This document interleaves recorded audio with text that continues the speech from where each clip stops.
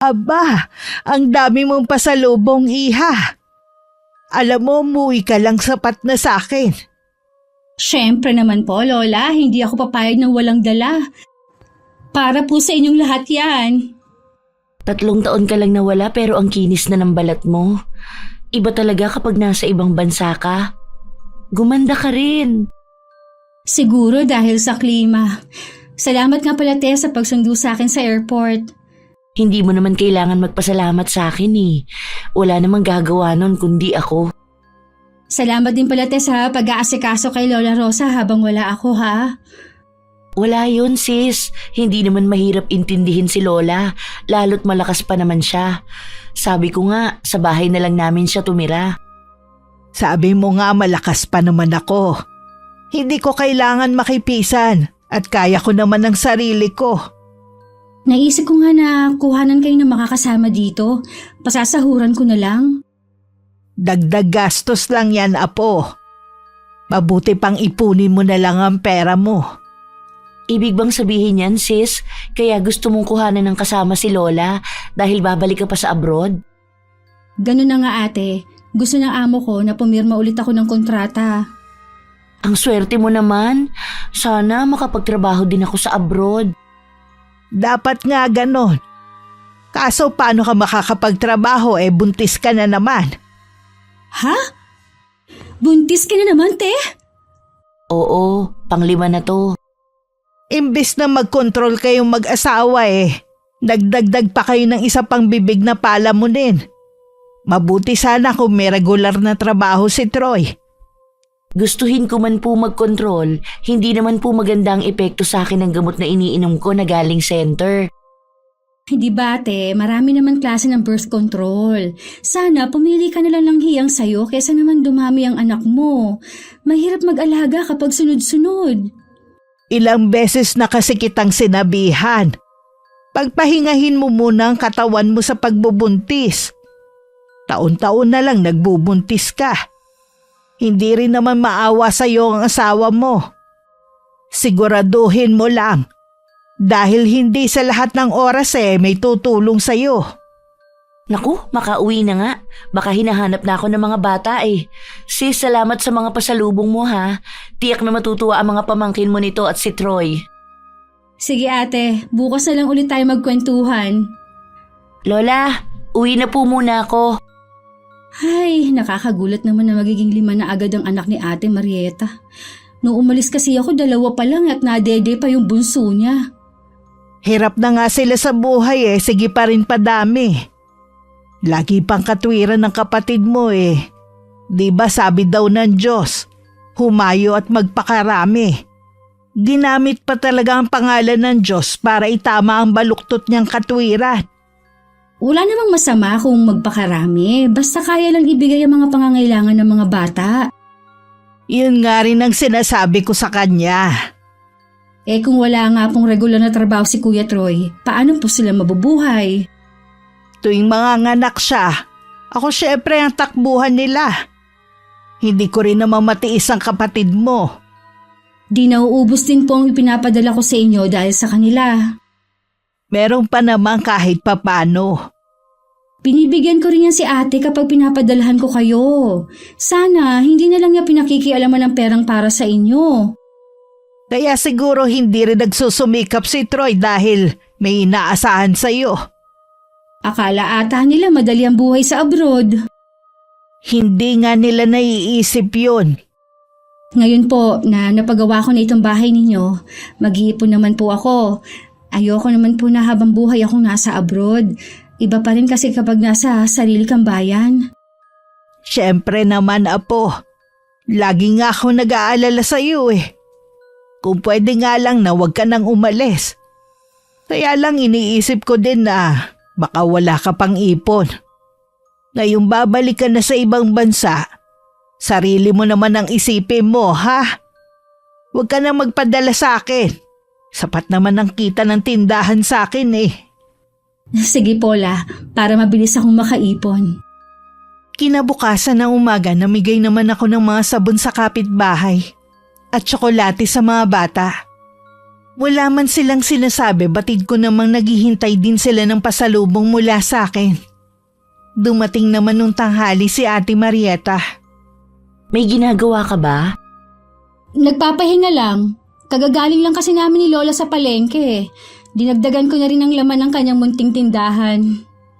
Ang swerte talaga ni Lola sa'yo. Biruin mo, pinaayos mo tong bahay niya. Kinumpleto mo ang mga gamit. Tapos pinapadalan mo pa siya buwan-buwan. Gusto ko lang ibalik ang kabutihan ni Lola sa atin. Siya na nga nag-alaga sa atin mula nang iwan tayo ng mga magulang natin. Alam ko naman yun eh. Mabuti ka pa nga. Naibalik mo na ang utang na loob mo sa kanya. Samantalang ako, hindi ko na yata magagawa yun. Kahit naman noon, hindi tayo inobliga ni Lola na ibalik ang mga ginawa niya. Nasa atin na lang yon kung tatanaw tayo ng utang na loob. Tsaka, sapat na kay Lola na tinitignan mong kalagayan niya dito habang wala ako.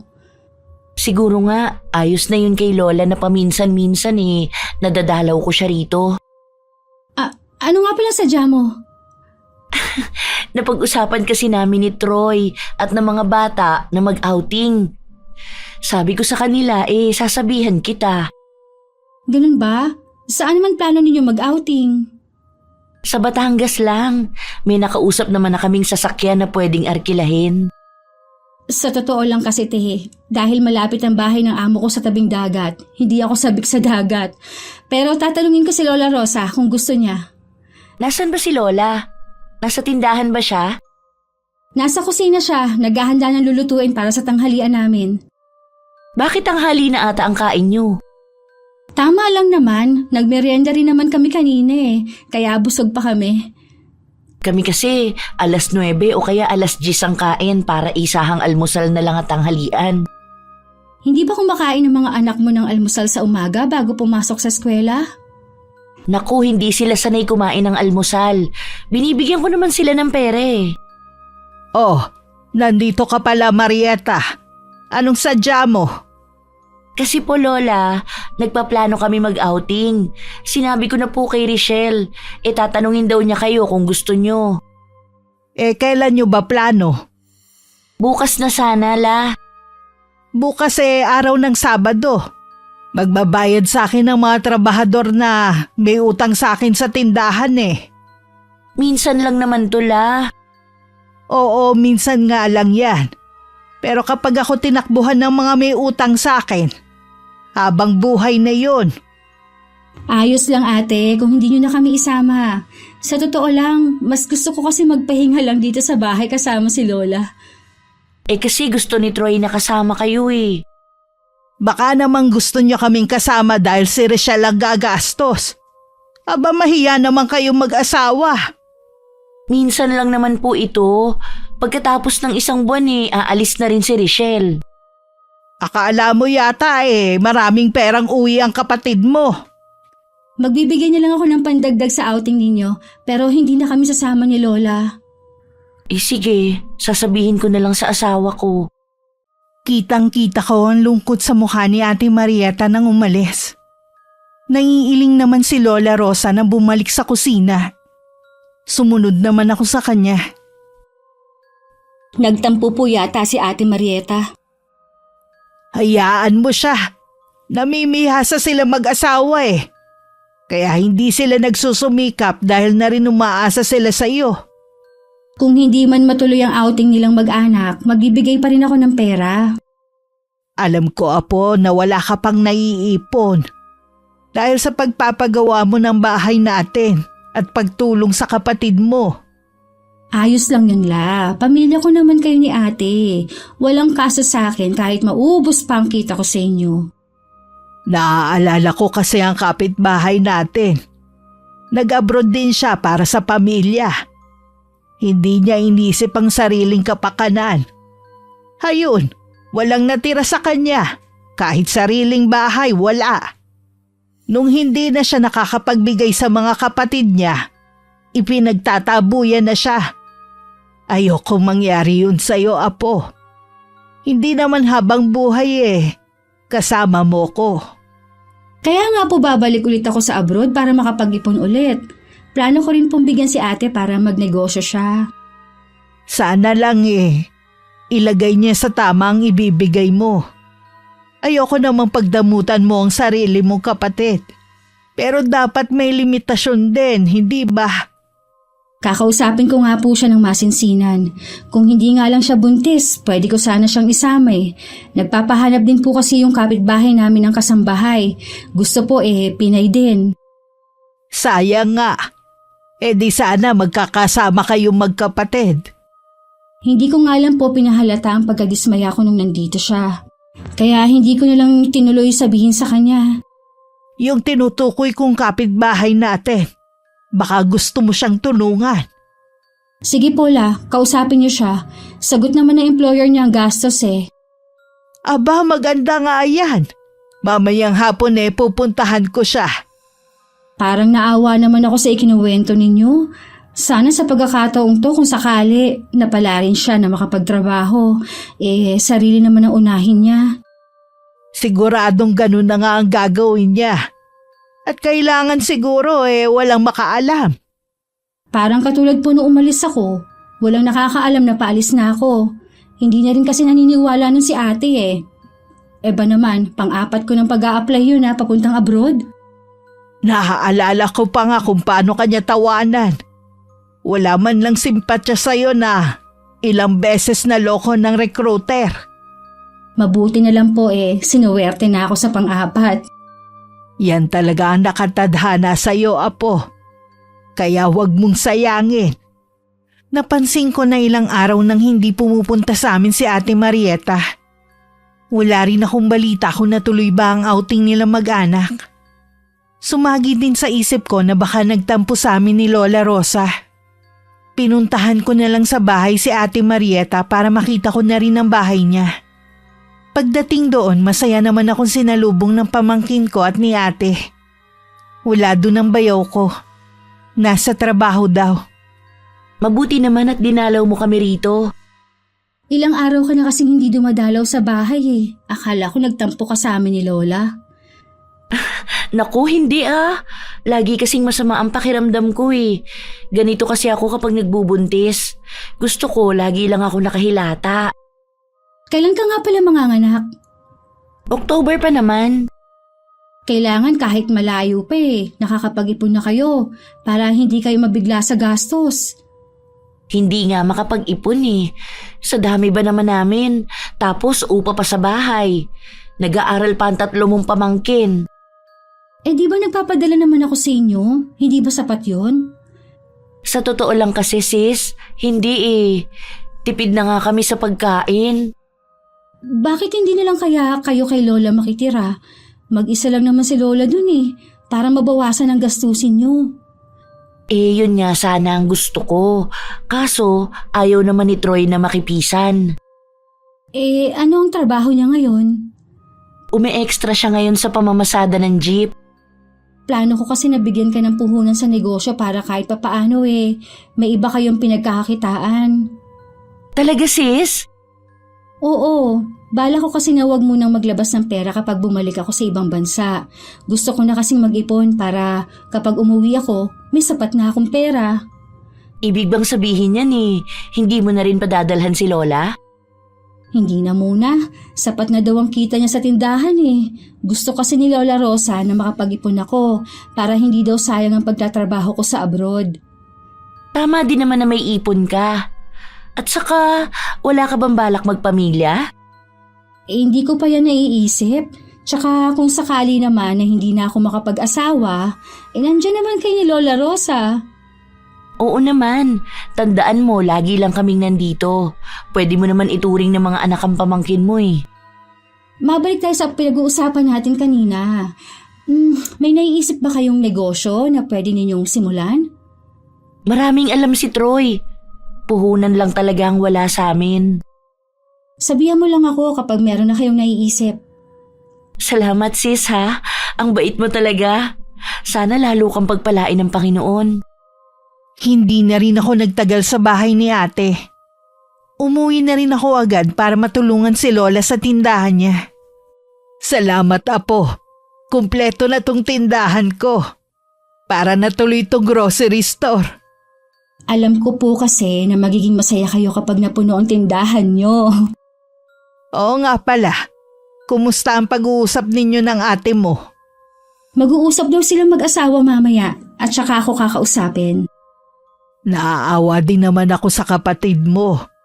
Kaya nga tuwing pumupunta rito hindi ko mahindian sa tulong na hinihingi.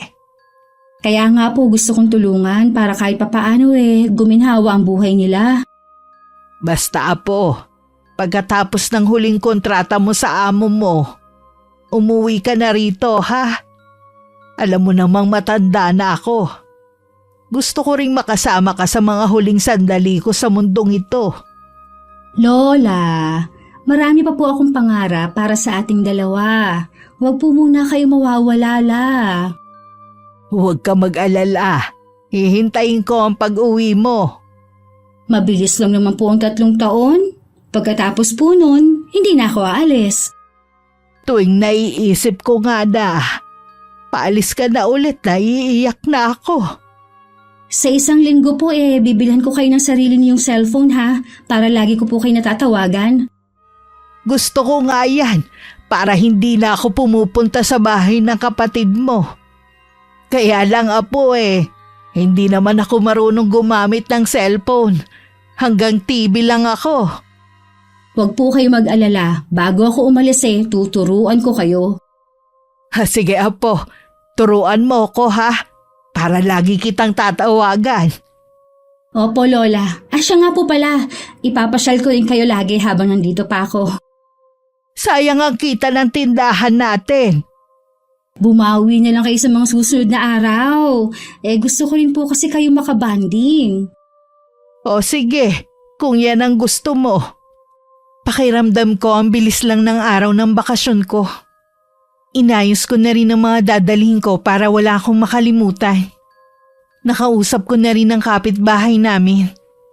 Sila na lang ng amo niya nag-uusap at ang agency na inaplayan niya para makaalis. Naibigay ko na rin ang perang kailangan ni Ate Marieta sa pagpapatayo nila ng negosyo. Ang bilis talaga ng oras. Ilang araw na lang paalis ka na ulit. Oo nga ate, lagi tuloy malungkot si Lola. Sa umpisa lang yan. Saka dadalaw-dalawin na lang namin siya rito. Ang bigat sa dibdib na iiwan ko ulit siya. Kung hindi ka naman kasi aalis, anong mangyayari sa'yo rito? Sabi mo nga, wala ka pang ipon. Yun nga ang naiisip ko kaya kailangan ko talagang umalis para makaipon ako. Konting sakripisyo lang naman, mabilis lang ang 3 taon. Yun na nga lang ang iniisip ko. Maiba nga pala ako, napansin ko na may bagong cellphone si Lola Rosa. Ang mahal nun marunong bang gumamit si Lola ng ganong cellphone? Tinuruan ko na siya kung paano gamitin. Mabuti pa si Lola. Binilan mo ng bagong cellphone. Yung mga pamangkin mo na humihingi sa'yo hindi mo binigyan. Pasensya na ha. Kung lahat kasi sila bibigyan ko, kakapusin na ako. Dapat kasi yung mumurahin na lang ang binili mo kay Lola Rosa. Babawi na lang ako sa mga pamangkin ko sa susunod. O sige, wala naman ako magagawa kung ayaw mo. Ate, kilala mo ako na hindi madamot na tao. Kung meron pa akong sobra, bakit hindi ko ibibili ng cellphone ng mga pamangkin ko? Ay naku, pasensya ka na sis. Baka isipin mo napaka-ingrata ko naman. Sorry ha, ganito talaga ako kapag buntis. Parang hindi nag-iisip. Ayos lang naiintindihan naman kita. Meron palang pinapasabi sa'yo si Troy. Hindi ka daw namin maihahatid sa airport. Medyo busy na kasi kami. Ganun ba? Sige, maghahanap na lang ako ng ibang maghahatid sa akin. Naging madamdamin ang pag-alis ko. Si Lola Rosa at ang kapitbahay namin na naghatid sa akin. Nag-message na lang sa akin si Ate Marieta. Hindi raw kasi niya kayang pumunta pa ng bahay dahil sa laging masama ang pakiramdam. Pagbalik naman sa trabaho, naging abala na rin ako. At tuwing gabi bago matulog, nagkakausap kami ni Lola Rosa sa video call. Kumusta ka na, Apo? Bakit parang pagod na pagod ang itsura mo? Medyo pagod nga po ako dahil ilang araw nang may mga bisita dito sa bahay ng amo ko. Pero kanina naman po umalis na sila. kasama ng mga amo ko. Kayo po, solo ka na naman po sa bahay? Ingatan mo ang sarili mo dyan, ha? Huwag ka rin magpapagutom. Opo, Lola. Kayo din po. Huwag magpabaya sa sarili, ha? Oo naman. Pag uwi mo dito malakas pa ako. Lola, dumadalaw ba sa inyo si Ate Marieta? Napakadalang dumalaw sa akin. Mukhang abala kasi sila sa negosyo ng asawa niya. Mabuti naman po at ayos ang negosyo nila. Oo nga. Nung huling punta nga dito sinabihan ko ulit na tama na ang pagbubuntis. Dumadaing kasi na itong pinagbubuntis niya. Hirap siya at maselan din. Naku, dapat talaga mag-control na si ate. Nakakapag-alala rin naman eh. Sinabi mo pa. Tsaka sinabihan ko din na kung gusto niya sa bahay muna yung 3 anak nila. Kaso ayaw daw ni Troy. Nabanggit ko nga rin po nung nandyan ako na bakit hindi muna pumisan sa inyo para hindi na sila naupa. Asawa nga rin po ang dinadahilan niya. Iba rin kasi ang ugali ng asawa ng kapatid mo. Masyadong ma-pride. Tsaka tingin ko may ugaling itinatago. Sila naman po ang nagsasama. Ang mahalaga hindi niya sinasaktan si ate. Pareho ko kayong mahal ng ate mo. Kaya syempre nag-aalala rin ako sa kanya. Kaya lang hindi katulad mo na nakikinig sa akin. Ate mo umiiwas lagi kapag pinagsasabihan. Kahit naman po sa akin ganun si ate. Hayaan na lang po natin siya. O paano? Tsaka na tayo magkwentuhan, ha? Magpahinga ka na, apo. Sige po la, mag-iingat po kayo ha. Kahit anong abala ko sa trabaho ko dito sa ibang bansa, madalas ko pa rin maisip ang pamilya ko. Ang lola ko kasi ang pangunahing dahilan ko para mag-abroad. Gusto kong maranasan niya ang magandang buhay na nararapat sa kanya. Lingid sa akin may mga bagay palang hindi sinasabi sa akin si Lola Rosa. Para hindi ako mag-isip pa.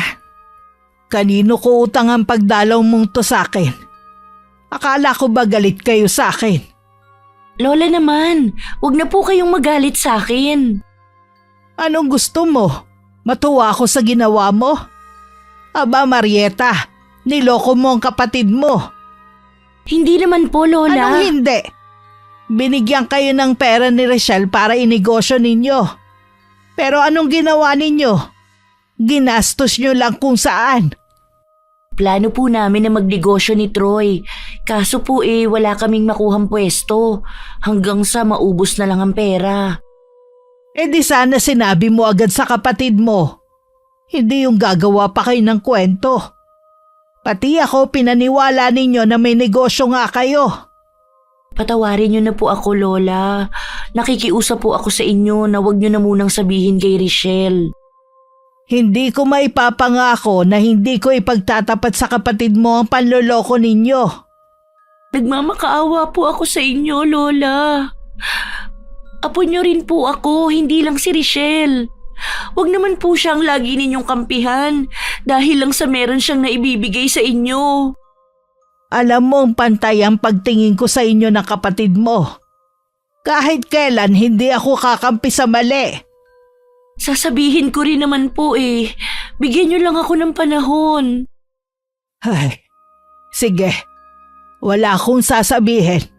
Pero mangako ka na ipagtatapat mo ang ginawa ninyo ng asawa mo sa kapatid mo. Opo, Lola. Ipagtatapat ko naman po kay Richelle ang lahat.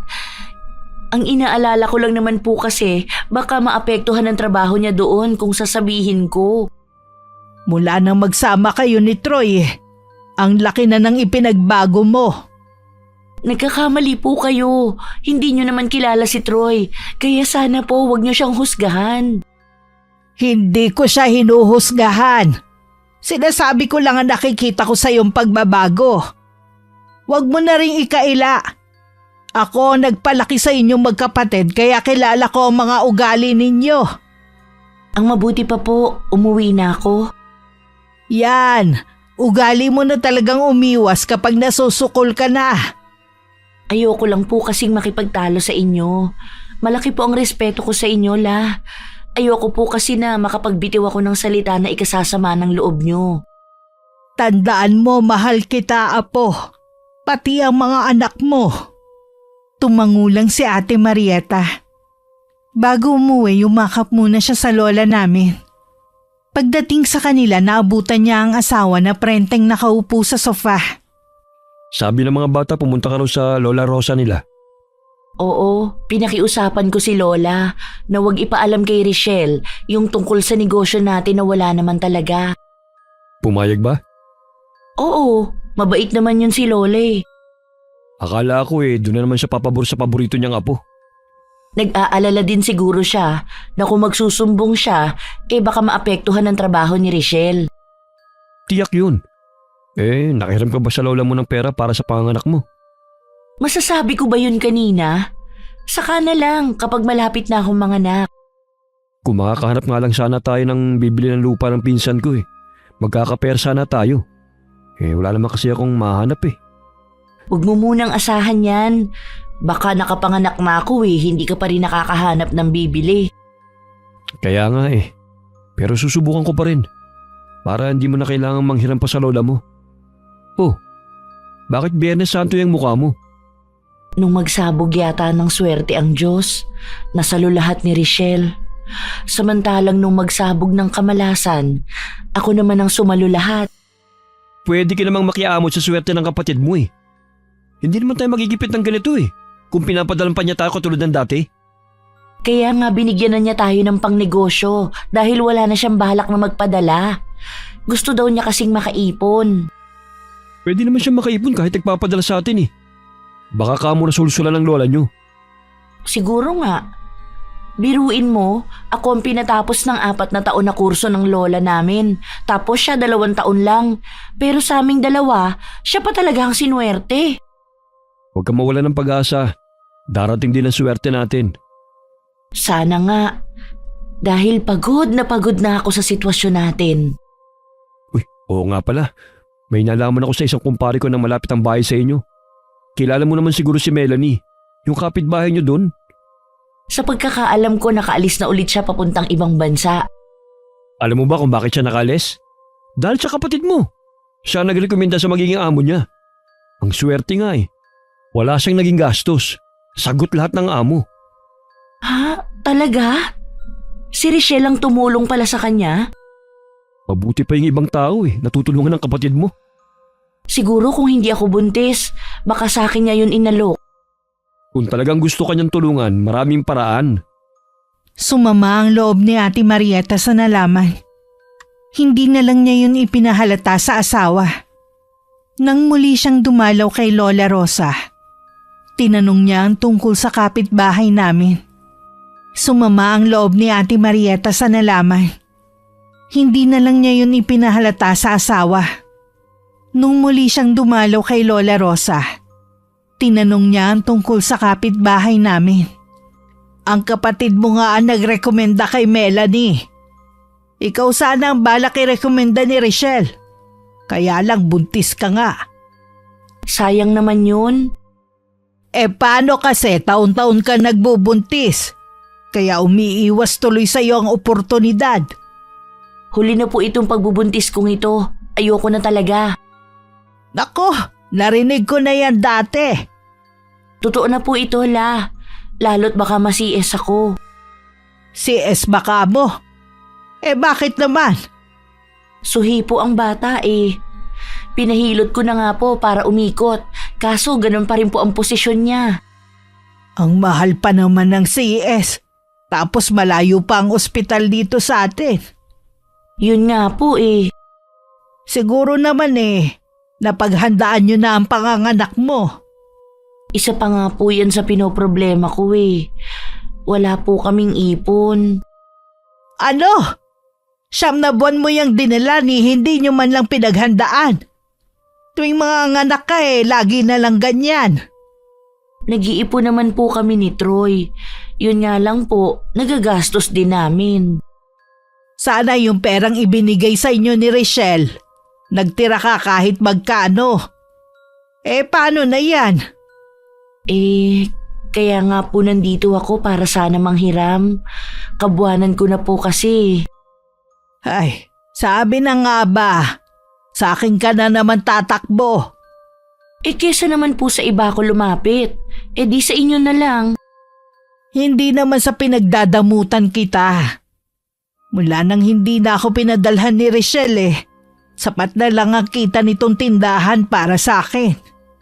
Bakit naman po kasi pumayag kayong hindi napadalhan ni Richelle?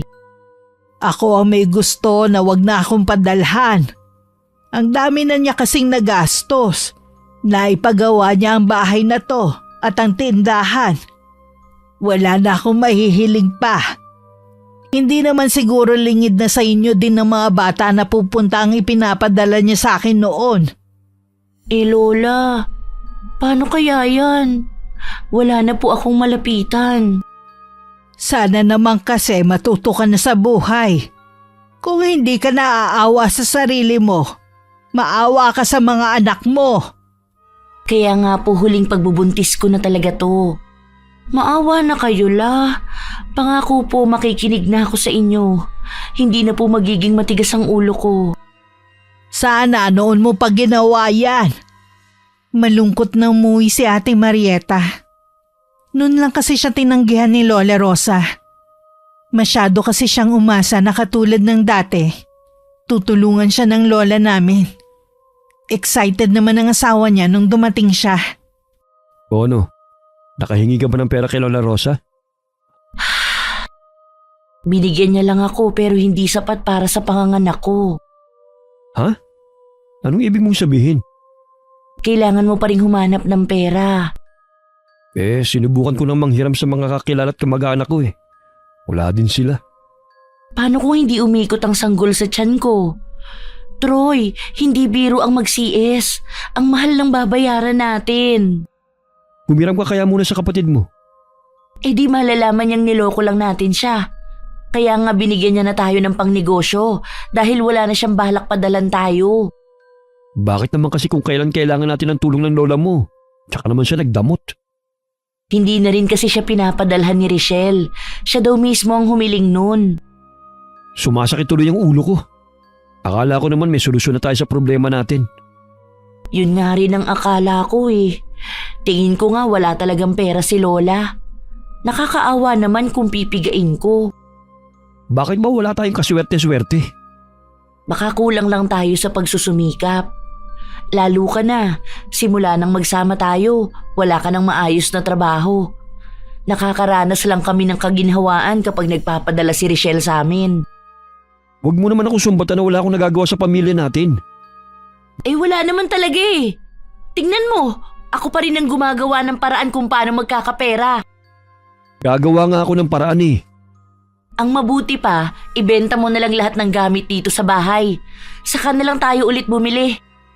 Susubukan ko muna manghiram ulit. Alis muna ako. Gumawa ka talaga ng paraan dahil kung hindi, magbebenta ako ng gamit natin. Nagngingit-ngit naman ang kalooban ni ate.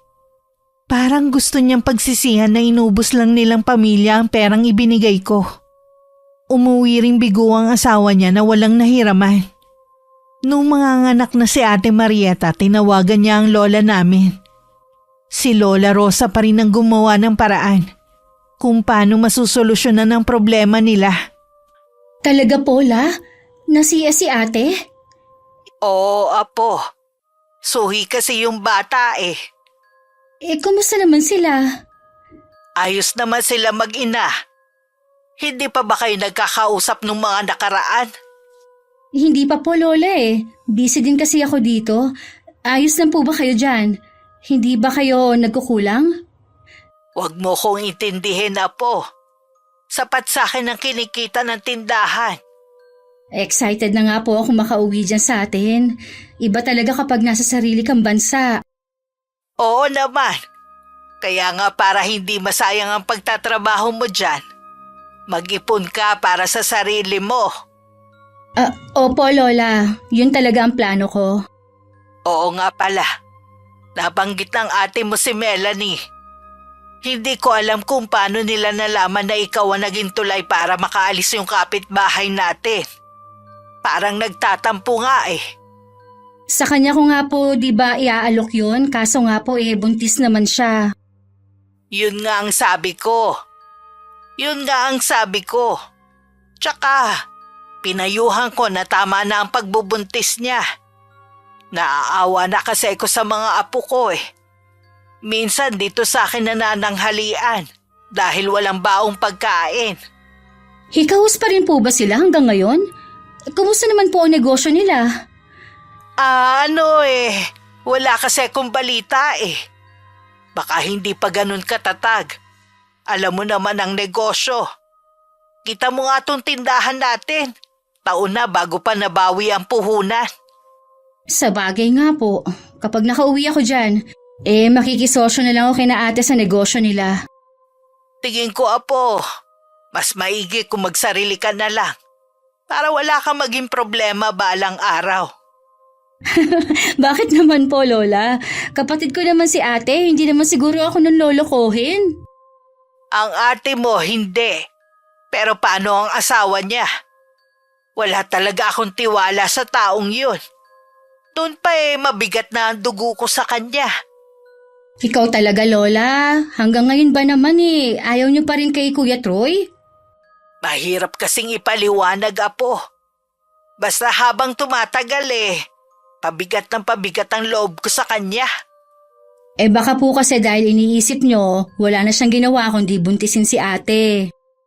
Isa pa nga yun, iha. Sana nag-iisip din siya. Huwag niyo na po silang intindihin. Hayaan niyo na lang sila sa buhay nila, basta hindi nila kayo ginugulo para hingan ng pera. Oo nga, apo. Sa mga anak na lang naman nila ako may pakialam dahil hindi ko nga matiis. Susubukan ko ring matawagan si Ate Marieta para makamusta din. O sige, apo. Mag-iingat ka dyan palagi, ha? Sinubukan kong tawagan si Ate Marieta ng araw na yun. Pero hindi ko siya makontak. Kahit ng mga sumunod na araw, hindi niya sinasagot ang mga tawag ko. Kahit nag-chat na ako sa kanya. Inisip ko na baka busy siya dahil kapapanganak lang. Dahil sa kaabalahan ko, hindi ko namalayan na malapit na akong umuwi. Isang araw nagulat ako nang si Ate Marieta na ang tumatawag sa akin. Ate, buti tumawag ka. Oo. Pasensya ka na sis ha. Medyo busy kasi ako Naintindihan ko naman, te. Bakit ka nga pala napatawag? Kasi meron akong sasabihin sa'yo. Yun kung gusto mo lang ha. Ano ba yun? Di ba malapit ka na umuwi? Sabi kasi ni Troy, baka gusto mong bumili ng lupa dito sa atin. Meron kasing binibenta ang pinsan niya. Huwag ka mag-alala, malinis ang papel. Baka kasi maubos ang ipon ko kung sa lupa lang mapupunta. Mura lang naman binibenta Pwede mo tong tayuan ng sarili mong bahay o di kaya paupahan. Maganda yung lokasyon dahil malapit sa kalsada. Parang ang maganda, ate, at kahit hindi magalaw ang lupa, tumataas naman ang presyo niyan. Sinabi mo pa. Kaya kung ako sa'yo, pilhin mo na. Kami nang bahala sa lahat. Sige, ate. Send mo na lang sa akin ng ilang impormasyon at yung litrato ng lupa. Pag-iisipan ko muna. Sigurado, hindi ka magsisisi. Kaya lang, te, ang mangyayari niyan hindi muna ako makakauwi. Alam mo sis, kung ako sa'yo, huwag ka munang umuwi. Bata ka pa naman May ipon ka nga, wala ka naman na ipundar. Mauubos din ang pera mo. Sa bagay nga, kaya lang inaalala ko kasi si Lola. Huwag ka mag-alala. Aabutan mo pang buhay ang lola natin. O di sige, sa inyo ko na lang ipapaubaya ang lahat kapag nagustuhan ko yung lupa. Siya nga pala sis, huwag mo to babanggitin kay lola ha na nagkausap tayo. O bakit naman? May problema ba kayo ni Lola? Nagkatampuhan lang. Paano kasi, wala na siyang ginawa kundi pagsalitaan si Troy ng hindi maganda. Siyempre asawa ko yun, nasasaktan naman ako. Noon pa kasi mabigat na ang loob ni Lola kay Kuya Troy. Intindihin mo na lang, matanda na ang lola natin Wala na nga kaming ginawa kundi intindihin siya, pero nakakaubos na rin kasi ng pasensya. Sana makipag-ayos ka kay Lola Rosa. Wala siyang ibang malalapitan dyan kundi kayong mag-asawa lang. Huwag ka mag-alala. Kahit may tampo ko sa kanya, dinadalaw ko pa rin siya. Ay salamat naman kung ganun, na wala ang pag-aalala ko. Magtrabaho ka muna dyan habang bata ka pa. Swerte mo nga nakarating ka dyan. Ako, wala na talagang pag-asa. Lalo't marami na akong anak. Pwede pa naman kung may iwan mo na yung bunso mo. Hindi na rin kasi ako papayagan ni Troy. Saka, nakakaawa na walang mag-aasikaso sa mga bata. O paano te, may gagawin pa ako. Saka na lang ulit tayo mag-usap ha? Dahil bayaw at kapatid ko naman na nag-alok ng lupa at nagustuhan ko naman, ipinadala ko na agad ng pambayad. Halos maubos lahat ng ipon ko sa loob ng ilang taon. Kaya wala akong pagpipilian kundi pumirma ulit ng kontrata para makapag-ipon ulit. Nalungkot naman si Lola Rosa pero naiintindihan niya yon. Mabilis lang naman ang panahon. 3 buwan na lang ay pauwi na ako. Hanggang ngayon, Apo, hindi mo pa rin sinasabi kung bakit ka pumirma ulit ng kontrata sa amo mo. Total naman po pauwi na ako. Sasabihin ko na rin ang dahilan ko. Bumili po kasi ako ng lupa. Kaya kailangan ko ulit mag-ipon. Hindi naman po pwede na may lupa ako. Walang pampagawa ng bahay. Kanino ka naman bumili? Bakit hindi mo to binanggit sa akin? Gusto ko po kasi kayong sorpresahin din. Kanino ka nga bumili?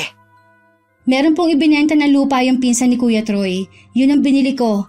Pasensya na laha kung hindi ko binanggit sa inyo. Sabi kasi ni ate wag ko munang ipaalam sa inyo Nagkagalit daw po kasi kayo nun. Matagal na kaming hindi nag-uusap ng ate mo. Sana, Apo, mali ang iniisip ko. Ano po bang ibig niyo sabihin? Bakit po kayo naiiyak? Pag uwi mo na lang dito, tsaka ako sasabihin lahat ng ginawa ng ate mo at ng asawa niya. Nabanggit na po ni ate dati na hindi niyo pa rin makasundo si Kuya Troy. Sana naman po, tanggapin niyo na siya bilang asawa ni ate. Ano ko tatanggapin ng isang tao na sumira sa pangarap ng kapatid mo? Dahil sa kanya, hindi natupad ng ate mo ang mga gusto niya pang gawin. Wala na po tayong magagawa pa. Siya ang pinili ni ate na maging asawa. Wala ka kasing alam, Apo, sa mga ginagawa nila. Sana, Apo, umuwi ka na agad dito. Huwag po kayong mag-alala, malapit na po ako umuwi sa atin. Alam ko po may tampo kayo sa akin dahil matagal akong hindi umuwi, pero babawi po ako sa inyo. Namimiss na kasi kita Ako rin po, Lola. Konting tiis na lang po magkakasama na rin tayo. Kung pwede nga lang hilahin ng mga araw para bukas nandito ka na. Kung pwede nga lang po, Lola Ilang araw ko na po palang hindi nakokontak si ate. Papasundo sana ako sa airport. Huwag mo na siyang tawagan pa. Ako na lang ang bahala kung sino ang susundo sa'yo. Mabuti siguro na hindi niya alam kung kailan ka uuwi rito. Mukha talagang seryoso naging alitan ninyo ni ate ha. Hindi ko mapapatawad ang kapatid mo sa ginawa nila. Ano po ang nangyayari talaga? Bakit nung huli kong nakausap si Ate Marieta, sabi niya nagkaayos na kayo? Sabi lang niya yon para linlangin ka. Huwag kang magtitiwala sa kapatid mo. Nakikiusap ako sa iyo, Apo. Sige po, pagdating na lang dyan ko siya kakausapin. Nang matapos ang pag-uusap namin ni Lola Rosa, napaisip ako ng malalim. Tila meron silang tinatago sa akin ni Ate Marieta. Lalo tuloy ako nasabik na umuwi na. Samantala, hindi na rin napigilan ni Lola Rosa. Napuntahan sina ate para kumprontahin. Lola Rosa, napadalaw po kayo. Pwede bang tumuloy? Pwede naman po. Pasok po kayo. Ang ganda ng bahay ninyo. Nagtataka pa rin ako kung paano kayo nakapagpagawa. May pera naman po si Troy. Ha! May pera ba ka mo? Napakasinungaling mo! Lola, bakit niyo po ako sinampal? Anong kasalanan ko? May gana ka pa talagang magtanong? Akala mo ba hindi ko malalaman? Ang tagal nyo nang niloloko si Richelle. Nagpapakahirap ang kapatid mo sa ibang bansa samantalang ikaw. Nagpapakasasa sa perang hindi mo naman pinaghirapan. Kung ang tinutukoy niyo po yung perang binigay niya sa amin para ipang negosyo, ibabalik naman po namin yun sa kanya. Hindi lang yon. Pati itong bahay na to. Di ba siya ang bumili ng lupang to? Ano? Inangkin nyo na ng tuluyan? Kaya ba nagmamalaki ka na sa akin? Ito ba ang dahilan kung bakit sa loob ng ilang taon hindi ka nakikipag-usap? Lola, mali kayo ng iniisip niyo. Marieta, sino yung kausap mo? Malambutin ka rin ng... Lola Rosa, napadalaw po kayo. Hindi ka yata masaya na makita ko, Troy. Kung nandito po kayo para manggulo, nakikiusap ako na umalis na lang kayo. Nananahimik kami ng pamilya ko. Pagkatapos ng lahat ng naitulong ko sa inyo, ipagtatabuyan mo pa ako sa bahay ni Richelle? Bahay po namin to. Hindi bahay ng paborito niyong apo. Alam kong pera ni Richelle ang pinambili ng lupa at ipinagpagawa ng bahay na to. Huwag na kayong magsinungaling pa, mga manloloko. Hindi na kayo nakontento na lokohin ang apo ko sa negosyong ipapatayo ninyo. Hindi niyo po kayang patunayan ang sinasabi niyo. Ang mabuti pa, umalis na lang kayo.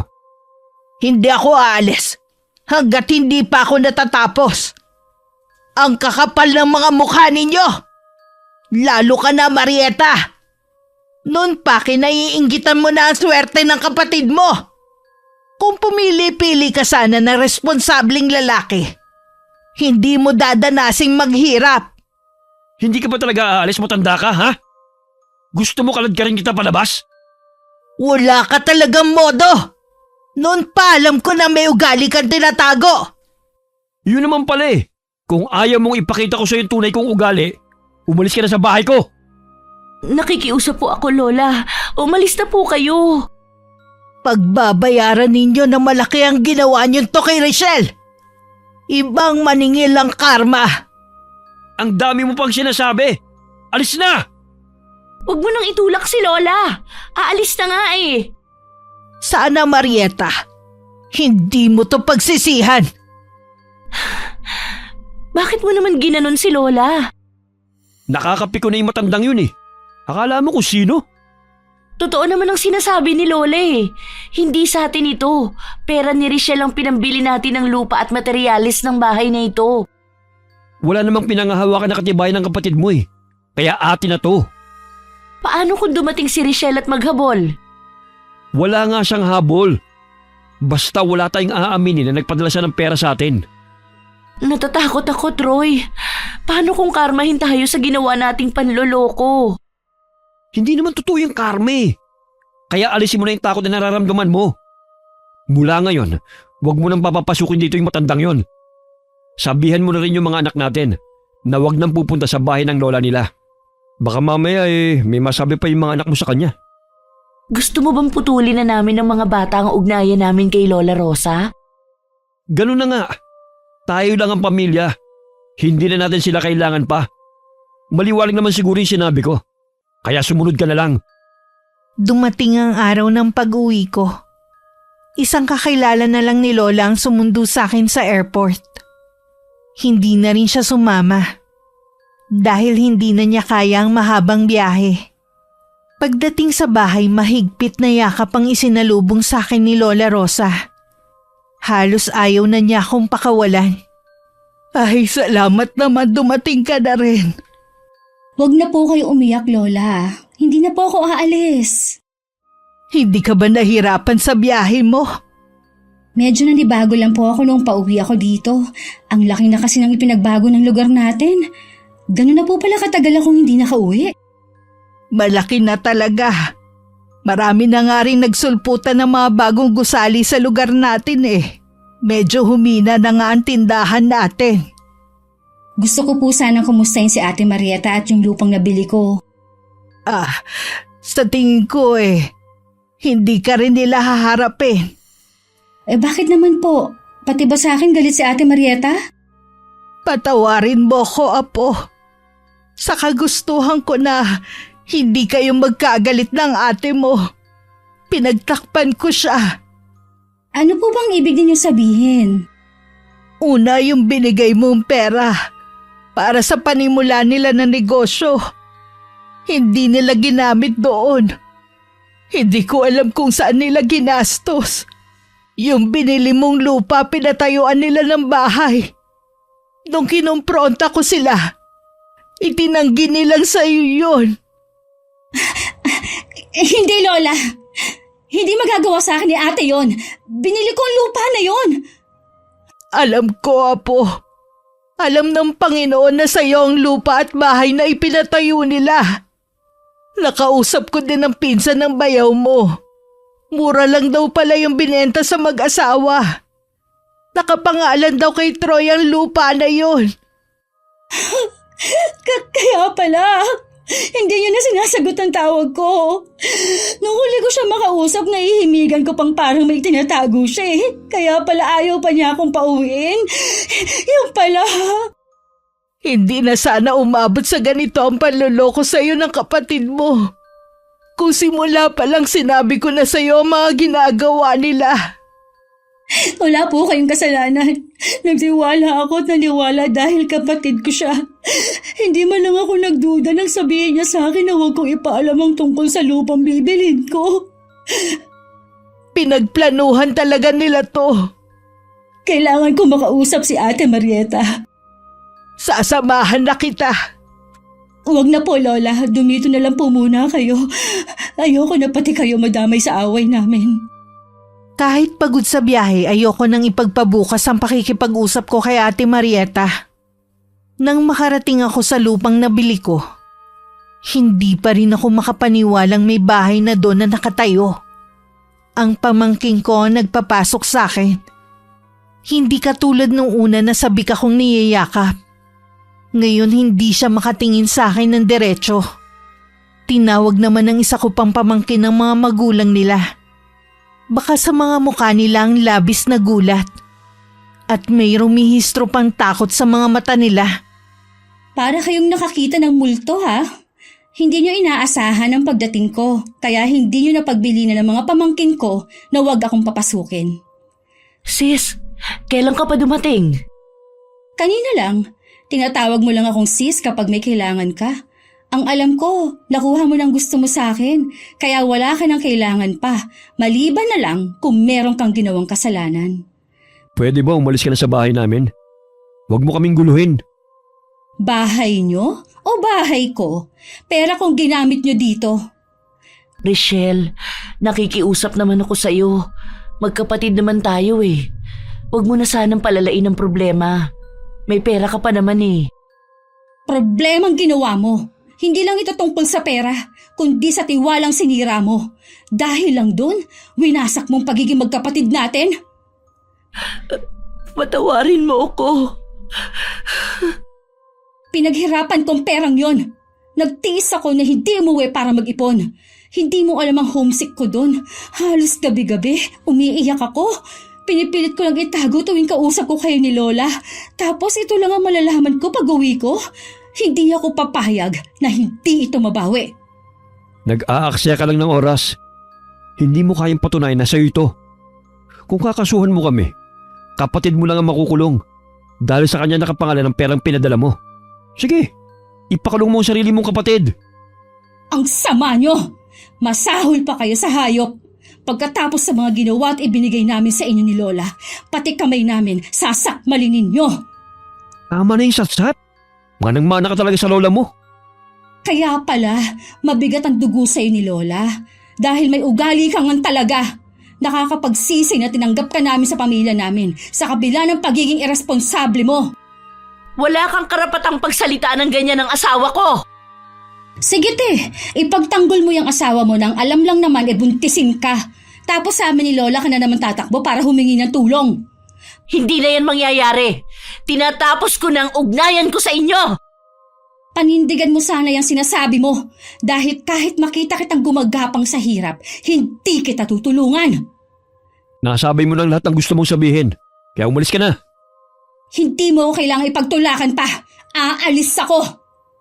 Anong gagawin natin, Troy? Relax ka lang. Wala naman siya magagawa eh.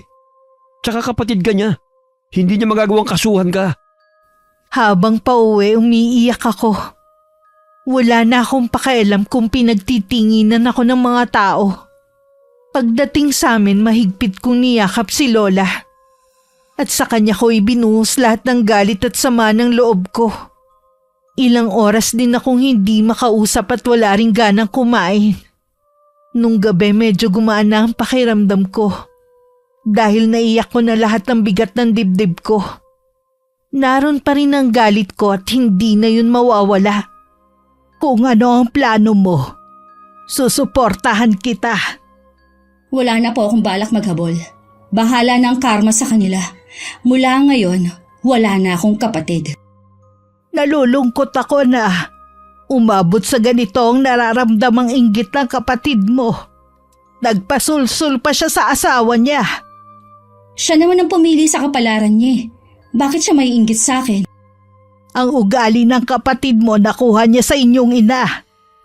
Maraming gustong makuha pero ayaw magsikap. Mula po ngayon, hindi na siya maaaring tumuntong sa bahay na ito. Wala na rin siyang makukuhang tulong sa atin. Kung sakali man, wala na rin ako maitutulong pa sa kanya. Mahina na rin ang tindahan ko. Dahil marami ng tindahan dito sa atin. Gusto ko na ngang isara eh. Napapagod na rin ako. Ako na pong bahala sa inyo, Lola. Huwag niyo nang isipin ang mga gastusin dito sa bahay. Lahat ng gusto niyo, ibibigay ko. Ang makasama ka lang, Apo.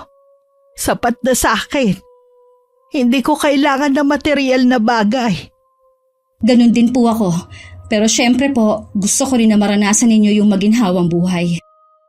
Sige, ikaw na ang bahala sa bagay na yan. Siya nga po palala, ipamigay niyo na lang po ang mga pasalubong sa mga kapitbahay natin. Nakita ko nga ang daming tsokolate. Siguradong matutuwa ang mga bata. Hindi mo ba bibigyan ng mga pamangkin mo? Kung pupunta po sila dito. Isa pa nga yan. Kahit sila hindi na pumupunta rito. Minsan nakasalubong ko sila sa daan. Umiwas naman sila sa akin. Manang-mana sila sa mga magulang nilang walang utang na loob. Mga bata pa kasi. Baka pinagsabihan ng mga magulang. Natural na susunod sila sa kanila. Hindi habang buhay, magmamalaki sila. Oo nga. Sana wag nang madamay ang mga apo ko sa mga ginawa ng mga magulang nila. Napansin ko nga po palala, malaki ang siya ni ate. Pang-ilan na po yun? Pang-7 na yun. Hay, nung nagbubuntis siya sa pang-5 niya, sinabi niya na huli na yun. Pero tingnan mo naman, nasundan pa ng 2. Hindi na naawa sa kanyang katawan. Hindi na nga po kahit sa mga anak. Pasensya na kayo sa sasabihin ko. Nawala na rin po ako ng amor sa mga pamangkin ko. Hindi mo naman kailangang idamay ang mga pamangkin mo. Ayoko po sana kaso itong nararamdaman ko eh. Pati sila madadamay sa galit ko sa mga magulang nila. Naiintindihan ko ang nararamdaman mo. Pero sana balang araw mawala ang galit mo kahit sa mga bata. Panahon na lang po ang makakapagsabi. Sa kabila ng pagpapaubaya ko sa kapatid ko, hindi pa rin ako matahimik. May mga gabing hindi ako makatulog.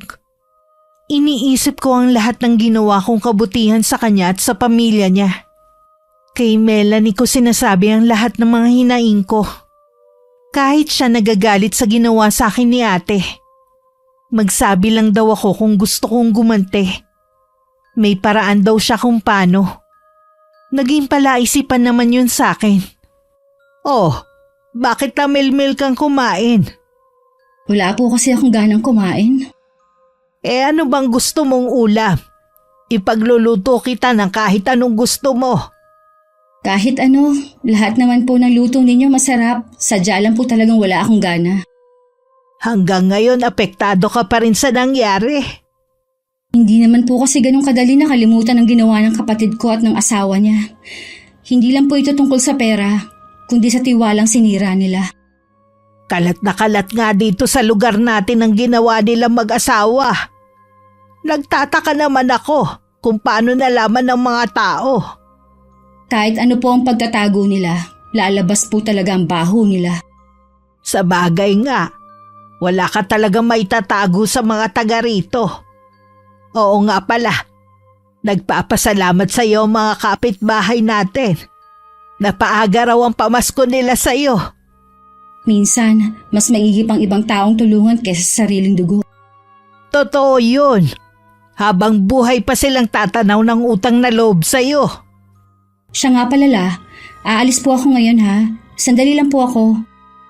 Saan ka naman pupunta? May kakausapin lang po ako nakakilala. O sige, mag-iingat ka ha. Magdala ka ng payong. Napakatindi pa naman ng sikat ng araw ngayon, kahit sa hapon. Opo, huwag na rin po pala kayo magluluto. Sa labas na lang po ako bibili ng pagkain natin. Kala ko nga sana na magsaing na lang. Ang dami pa kasi nating ulam eh. Ipamigay niyo lang po yan sa kapitbahay natin.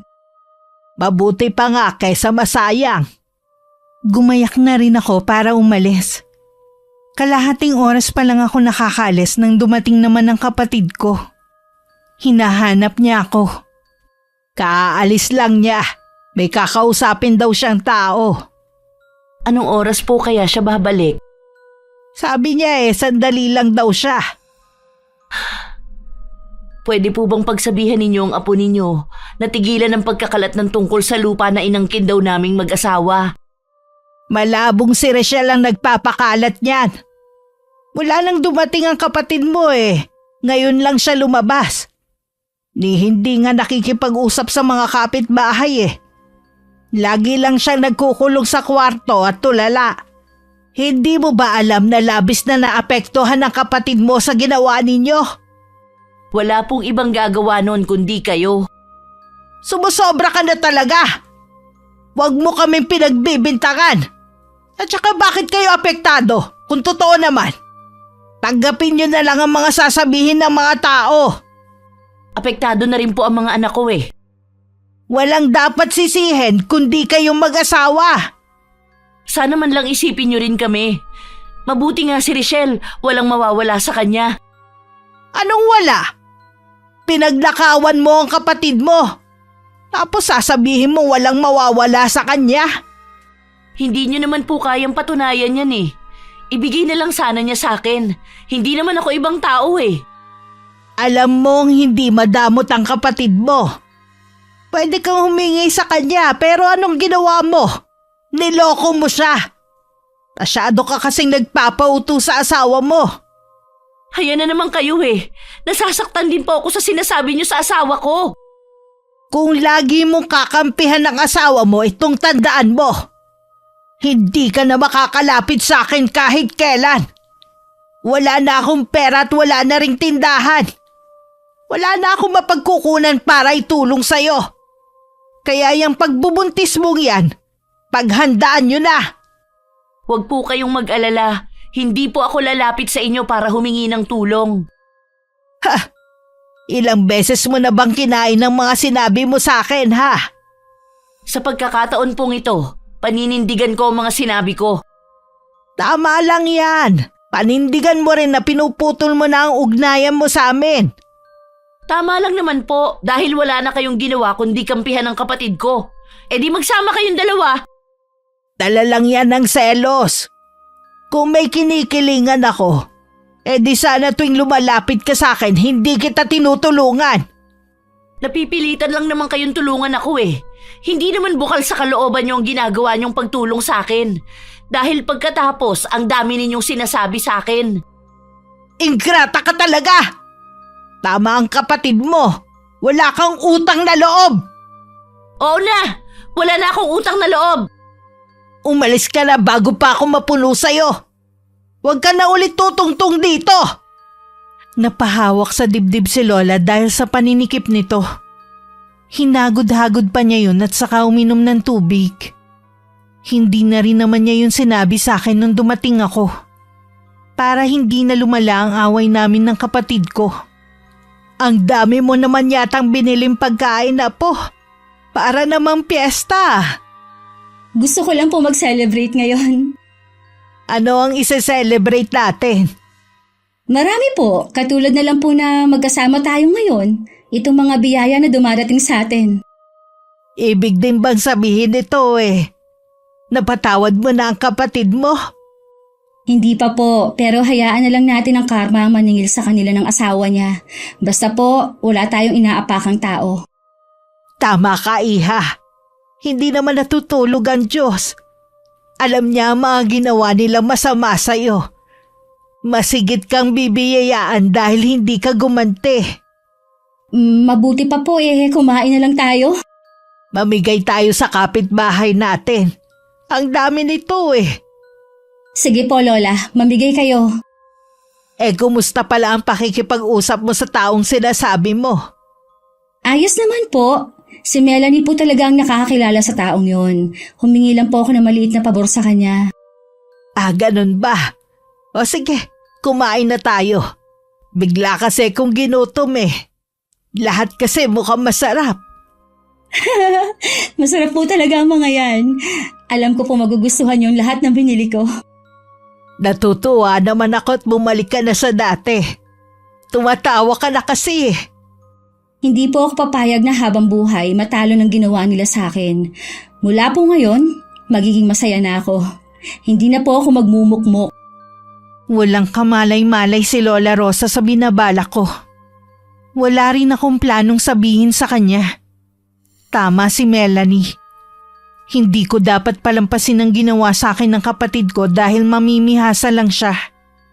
Gusto ko lang naman turuan ng leksyon ng asawa niya at maging siya. Kaya pumayag ako sa mungkahi ni Melanie na lumapit sa isang mambabarang. Yun din daw ang paraan niya para maibalik ang kabutihan na nagawa ko sa kanya. Akala ko ba sasamahan mo ako sa pagpapacheck up ko? Bakit hanggang ngayon nakahiga ka pa rin dyan?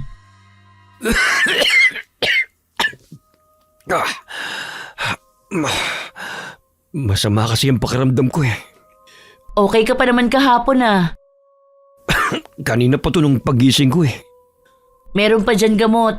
Uminom ka na muna. Papasama na lang ako sa anak nating si Felipe. Mabuti pa nga. Hindi ko talaga kaya Ang sakit din ng mga binti ko. O eto, inumin mo muna. Baka mamaya bumuti-buti na ang pakiramdam mo. Paalis ka na ba? Naliligo pa kasi ang anak mo. Paglabas niya ng banyo, sasabihin ko ng samahan ako. Oo nga pala. Nakausap ko kahapon yung pinsa ko na dating may-ari nitong lupa. Galit din siya sa akin. Mukhang sila yung nagpapakalat ng chismis. Ha? Talaga? Pinuntahan ko pa naman kahapon si Lola at inaway. Bakit nagpunta ka ron? Di ba sabi ko sa'yo na huwag ka naman pupunta ron? Huli na rin naman yun Ayaw na rin ni Lola na pumunta ako sa kanila. Ikaw lang naman ang matigas ang ulo Parang namamaga ata yung paa mo. Kaya nga di ba masakit ka ako? Lalo na kapag tumatayo ako.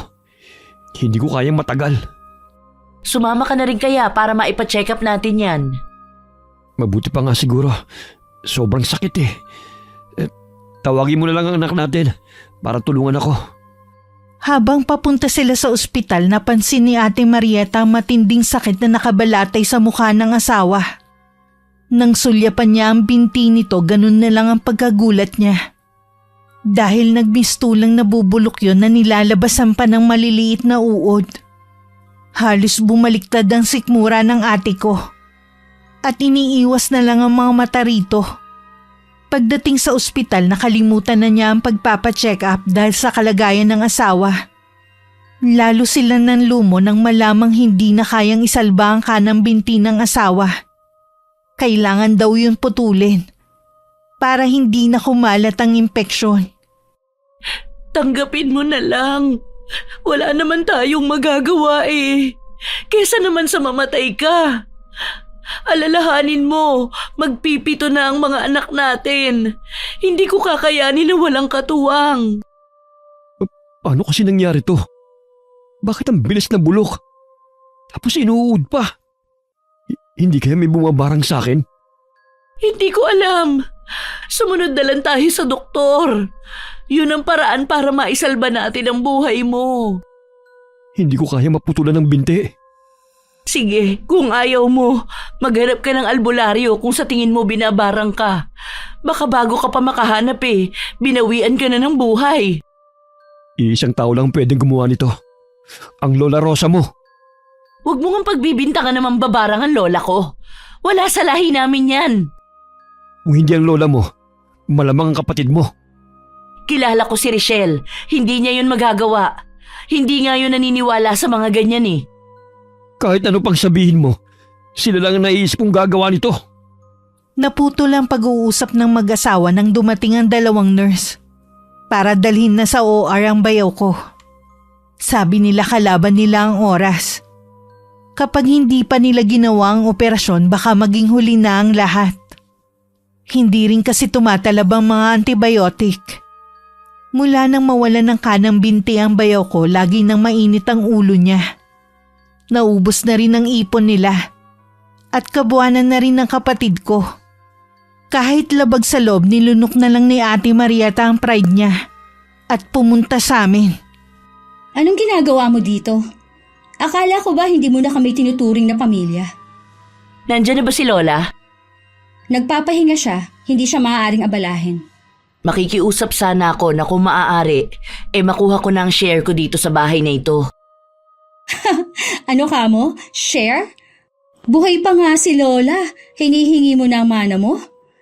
Kailangan ko kasi ng pera para sa panganganak ko. Nabalitaan mo naman siguro ang nangyari sa asawa ko. Oo, nabalitaan ko nga. Ipinagkakalat niyo pa na kami ang nagpabarang sa kanya. Wala namang kasing gagawa nun kundi kayo. May katibayan ka ba? Wala, Wala pero... naman pala Pasalamat na nga lang siya, hindi siya namatay. Di ba? Nakamamatay ang barang? Hindi mo man aminin, nararamdaman ko na may kinalaman ka. Nakikita ko sa mga mata mo yun. Kung naparito ka para pagbintangan ako, mabuti pa umalis ka na. Gusto kong kausapin si Lola. Lola! Lola! Huwag kang mag-eskandalo dito. Maawa ka naman sa akin. Kailangan ko ng pera ngayon. Ibenta mo yung bahay ninyo. Hindi pwede. Wala na kaming mapupuntahan. Tanggapin mo na lang siguro na yan ang karma ninyo sa mga ginawa ninyong kasalanan sa akin. Nagmamakaawa naman ako sa'yo. Kahit man lang para rito sa pamangkin mo. Pasensya ka na, ate.